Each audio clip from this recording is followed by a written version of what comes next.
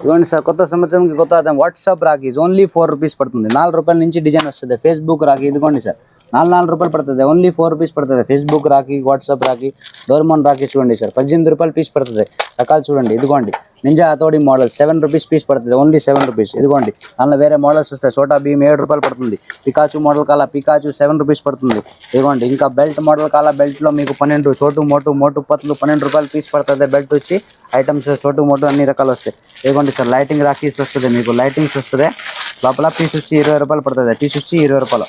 Lighting రాఖీలో number of models వస్తాయి. ఇదిగోండి ప్యాకెట్లో మీకు అన్ని రకాలు వస్తాయి.